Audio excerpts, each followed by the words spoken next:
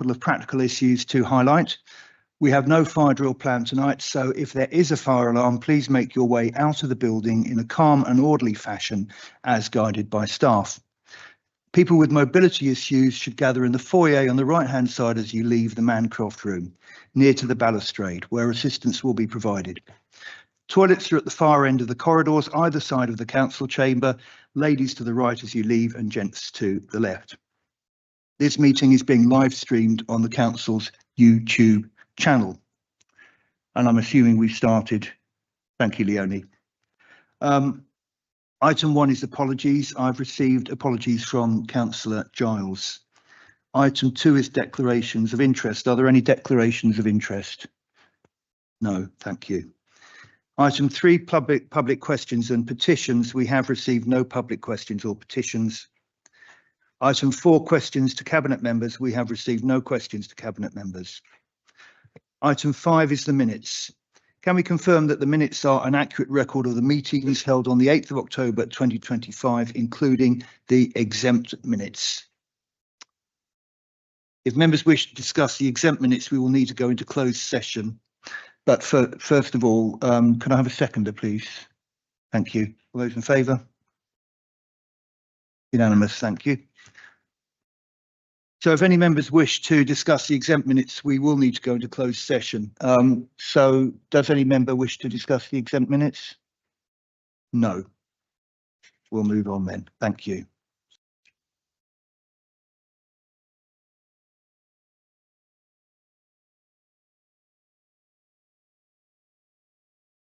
So we now move on to item 6, the corporate performance report for Q2, and I will move the report. This report covers performance for Q2 from the 1st of July to the 30th of September 2025, including a summary of key indicators and an update of the We Are Norwich business plan. Overall, performance remains steady. 61% of KPIs are on or above target, and 39% show signs that action is required to bring them back on track. A few KPIs have had ratings removed due to external monitoring or funding timelines. The headline messages are as follows. Areas requiring intervention. Key challenges in council housing rent collection, relet times and digital customer contact. Mitigating actions are in place to improve performance. Performance improvements. Positive trends include faster housing benefit processing, high food premises compliance, timely complaint responses, strong homelessness prevention and upheld planning decisions. Please see our website for a detailed overview of all the performance data for Q2, with commentary of progress on the corporate performance dashboard. Key strategic highlights. Firstly, improved digital access and streamlined internal processes are freeing up officer time for frontline support. Secondly, more residents now live in safer, healthier housing with better support for those facing financial hardship. Thirdly, cultural participation is growing and local businesses are better supported to create jobs and opportunity. Next, council homes are more energy efficient and residents are benefiting from cleaner air and greener spaces. And finally, residents will help shape how £40 million is invested locally, ensuring services meet future needs. Looking ahead, as we enter the second half of the year, the focus will continue on core priorities, delivering outcomes that matter most to residents and preparing the organisation for the significant structural changes ahead. The recommendation is that Cabinet is asked to review progress on the key performance indicators for this quarter. Do I have a seconder? Councillor Hampton, thank you. Councillor Galvin, does any Cabinet member wish to speak? No. Councillor Galvin, would you please ask your question? Thank you. Thank you for the report as well to officers as well. There's a lot of useful information in it and I could have asked a number of questions, but a worrying trend is revealed in KPI number 5, which is the percent of council housing rent collected, excluding arrears brought forward, which has dipped to 96.75%. The target's 99.8% due to the impacts of universal credit, with those on it owing on average 6 times more resulting in a shortfall of £100,000 to us. So persistent arrears are driven by delays in universal credit payments, and staff are spending more time managing increasingly complex arrears cases, compounded by the rising cost of living. As a result, a potential increase in legal action is flagged in the report. On further inquiry, I was told that a UC claimant who owes the 5 or 6 weeks arrears accrued at the start of their claim will not be referred for legal action unless they do not pay the rent going forward and large arrears accrue, and that the income team will do its best to identify new universal credit claimants and to offer appropriate support wherever possible. Given the huge shortfall already and the human impacts and financial costs of legal action, what will you, I mean, I've said cabinet member, but really it's the leader's report, isn't it? So what will you as leader be doing to reverse this trend and protect the most vulnerable where you can?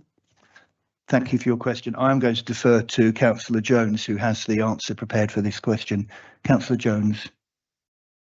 Thank you. And I asked to respond to this because it does sit within my portfolio, so it's something I'm probably more aware of. Our community-led plan demonstrates our commitment to reducing inequalities and supporting vulnerable individuals and their families in Norwich. The Council's vulnerability framework guides staff in identifying and recording needs, ensuring accessible services and effective debt management. To achieve positive outcomes, officers must have the skills to identify and support vulnerable customers, consider customer needs when developing policies, processes and service delivery. Last year, the income team achieved a collection rate of 99.4%. This year, we've set a target of 99.8%, always ambitious. The collection rate reported in September 2024 was consistent with the current rates, and we're anticipating achieving a collection rate very close to the target this year. Approximately 1,700 Norwich residents moved from housing benefit to universal credit over the last 2 years. Department of Work and Pensions cannot publicly list the cases to be migrated. Many of our tenants are actively engaged with the money advice team. The team are currently assisting 131 tenants. The team actively works to identify new UC claimants early and provide appropriate support, aiming to prevent escalation. Tenants who are identified as being transferred to universal credit receive 3 months' notice before their housing benefit claim is stopped. We can request direct landlord payments after 8 weeks or earlier if requested by the tenant. Legal action for arrears can only happen once we've complied with all pre-action protocols. We work alongside our partners in the Financial Inclusion Consortium to ensure Norwich tenants are aware of all the support we can offer. And I think whilst it's important to flag risks like this, it's highlighting this does fluctuate through the year, and it's been a particularly good piece of work over the last year or two to ensure that our collection rates are where they need to be, because we need to ensure we are collecting the rent that it needs to be paid to ensure that we can do the investment into our stock, and we need to work alongside our tenants and share that responsibility. Councillor Jones, thank you very much. So I'll move to a vote. All those in favour? Thank you very much. That's unanimous. Thank you. Item 7 is the 2025-26 Q2 Budget Monitoring Report. Could I please ask Councillor Harper to move the report? Thank you, Chair. This report gives an update on the Council's overall financial position at the end of September 2025, which is obviously halfway through the financial year. It's based on the latest forecasts from budget managers and covers both the general fund and the housing revenue account. At this stage, we're forecasting a modest overspend on the general fund revenue account and an underspend on the housing revenue account.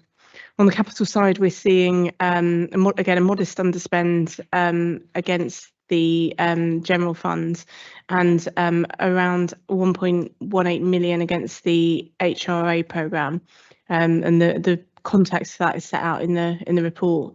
The report also sets out a number of changes to the capital budgets, including some reprofiling of spend, a few variants between projects, and updates to the programme where new external funding has been secured or where schemes are no longer required, and we continue to deliver against priority projects. The Cabinet is asked to note the current position, approve the propose changes within delegated limits and to recommend some adjustments to council for formal approval. Overall, the message is that the council's finances remain stable and well managed, and with only a very small forecast variance at the halfway point of the year. Thank you. Thank you, Councillor Harper. Do I have a seconder, please? Councillor Jones. Thank you. Does any Cabinet member wish to speak on this item? No. Oh, in that case, we'll move to questions from political group leaders that have been sent in advance. Councillor Galvin, would you like to ask your question, please? Thank you, and thank you for the report. So income from car parking within it has again fallen short of the council's expectations, and this comes after income from car parking was overestimated by nearly £750,000 last year. It's obviously important that we get this right, and it's taking Cabinet a long time to grip the issue. What's the council doing to wean itself off this fickle source of income, especially in the light of its commitment to a healthy, safe, future-proof and climate resilient Norwich? Councillor Harper. I think Councillor Hampton is going to respond as this sits within her portfolio. My error, beg your pardon, it is Councillor Hampton. Councillor Hampton. Yeah, thank you. Parking income is seasonal and can fluctuate throughout the year. We are working with finance to develop a revised budget and parking strategy for 2025, 2026 to 2027 even, and this will help deliver against some of the commitments you mentioned, for example, through seeking to expand our electric vehicle charging options. Thank you, Councillor Hampton. We'll now move to a vote on this item. All those in favour? Thank you, it's unanimous. Item 8 was the airport surface access strategy. Following the Sustainable Development Panel meeting last week, we're going to defer this item until the 3rd of December Cabinet meeting. However, we need to take a formal vote on this to defer because it was published in the Cabinet agenda. As such, I would propose deferral of the item until the 3rd of December meeting, and that is to give time for consideration and comment from the Sustainable Development Panel. Do I have a seconder, please? Councillor Harper, I saw. So all those in favour? Thank you, that's unanimous. Thank you. Item 9 is Norwich City Hall reimagined. This is Councillor Harper. Would you please move the report? Thank you. I'm very pleased to be able to move this report. Having spent on an historic day where we've finally started the demolition of Anglia Square, which I would just like to place on record my thanks to officers for their incredible work getting us to this point. You know, lots of people have said we wouldn't and couldn't do it, and actually here we are, we're doing it, just as we are going to move forward, I hope, with our proposals for City Hall. These outline proposals are going to preserve City Hall's heritage, boost the city centre economy and make it a more modern, flexible and accessible, energy efficient place for the public. We know that doing nothing isn't an option. City Hall, as I went on radio this morning to discuss, currently costs us in the order of £2 million a year to run, and that's just not sustainable. Whatever happens with local government reorganisation, it's vital that we move to secure City Hall's iconic status and provide a shovel-ready scheme for a new authority to take forward. If we get the go-ahead to seek listed building consent, we'll be conducting an open and transparent consultation with detailed proposals that will go to the public, in the new year. And it is quite frustrating to have been criticised in the media about being secretive about these plans, when of course we would never publish detailed commercially sensitive information before Cabinet had the opportunity to discuss it. So it's right that these proposals are coming here. And then, I think this is a really exciting opportunity that will, cement City Hall's place at the heart of civic life, that of course we will want to not just talk to the public about, but really get them involved in at the appropriate time. And I hope it will herald a new era for City Hall as a more accessible, publicly owned and used space. And with that in mind, I commend the report to Cabinet, and I hope that colleagues will support it. Thank you, Councillor Harper. Does any Cabinet member wish to speak on the above the line report? Beg your pardon, could I have a seconder first? Councillor Padder. Thank you. Does any Cabinet member wish to speak on the above the line report? No. I'll now move to questions submitted in advance. Councillor Galvin, would you please ask your question? Thank you. Thank you for the report. So City Hall is one of Norwich's most important public heritage assets. As the administrative centre of the city, the primary function of this magnificent building has for decades influenced the lives of countless citizens living and working here. City Hall belongs to us all. But the detailed plans for its future are being kept from public view. What happens to City Hall will always be in the public interest, and Cabinet must come clean with taxpayers that support its upkeep. Can you explain how and when the plans will be shared as part of a full and transparent public consultation? Thank you, Councillor Galvin. Councillor Harper, would you please give your response? Thank you very much. I will do, and thank you for the question and for the recognition that's of the significance of City Hall. Unfortunately, I believe the premise of the question is wrong, because as I've already explained, both on BBC Radio Norfolk today and in my presentation of the report, that we aren't keeping detailed plans from public view.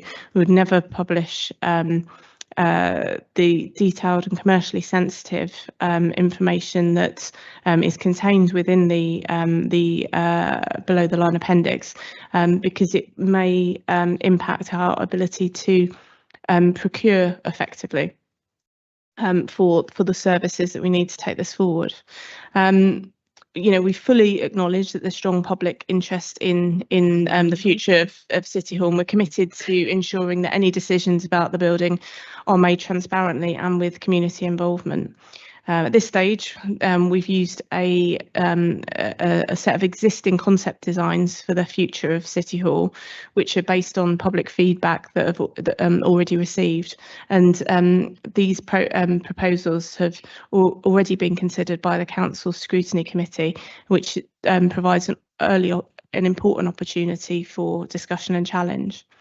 Subject to Cabinet endorsement, we'll be sharing more details on the concept designs and as I've said, launching a full public consultation in the new year, which will give residents, businesses and stakeholders the opportunity to view the proposals, ask questions and provide feedback before any further decisions are made.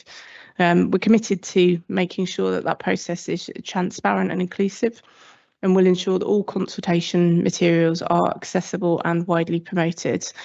Updates will be shared through the Council's communications channels, including on the consultation platform Get Norwich Talking and our social media channels.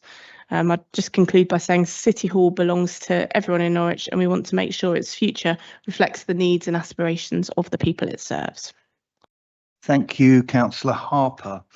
Does any Cabinet member wish to speak on the exempt appendix? No, well, that makes things a lot simpler. Does any Cabinet member?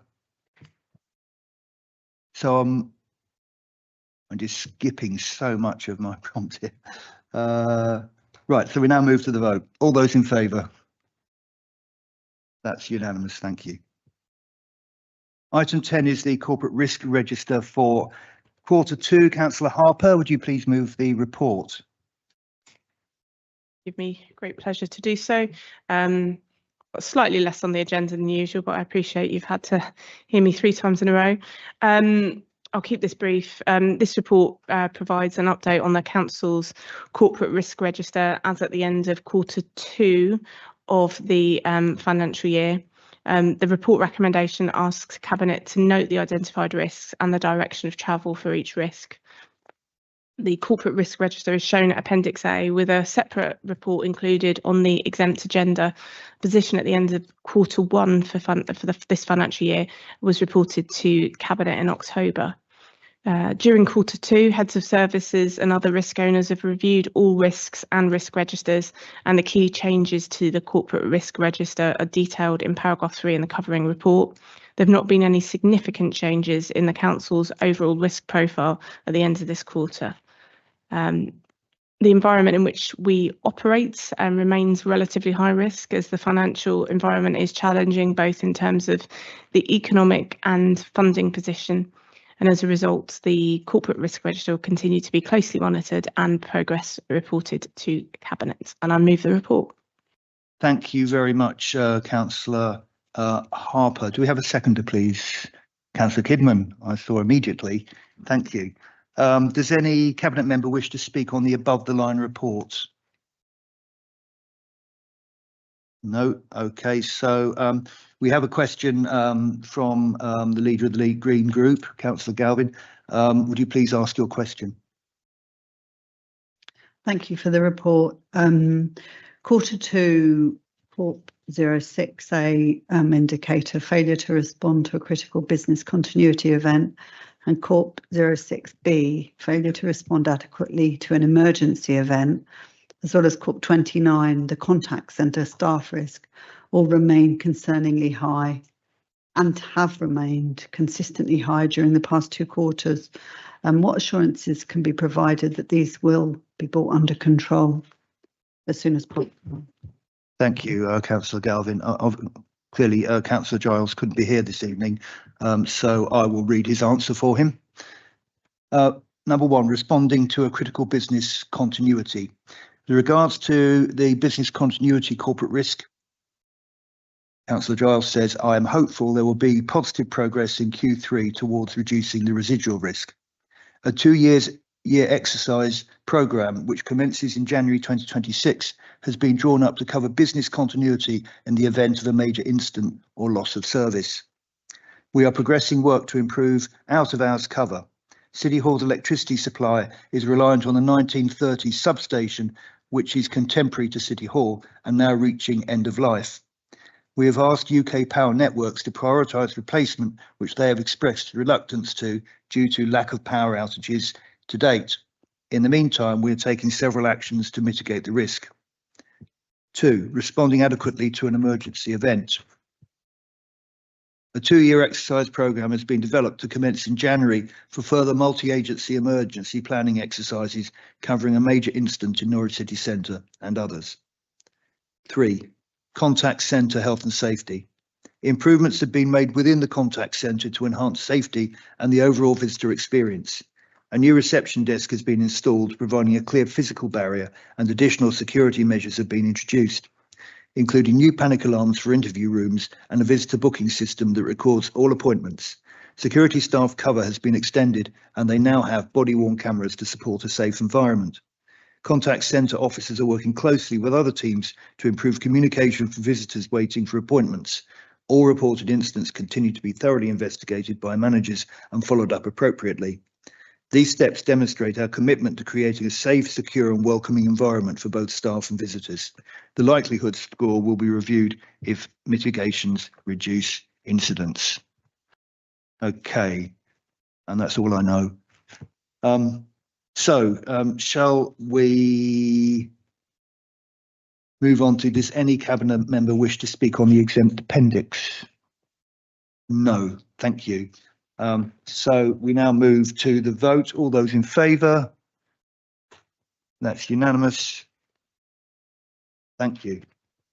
And we now move on to item 11, which is exclusion of the public, where I move that we exclude the press and public from the meeting during the consideration of items on the grounds that it involves the likely disclosure of exempt information as specified in Part 1 of Schedule 12A of the Local Government Act 1972, or it being confidential for the purposes of Section 100A2 of that Act. Do I have a seconder, please? Councillor Jones. We'll now move to a vote to exclude the public. All those in favour? Thank you. That's unanimous.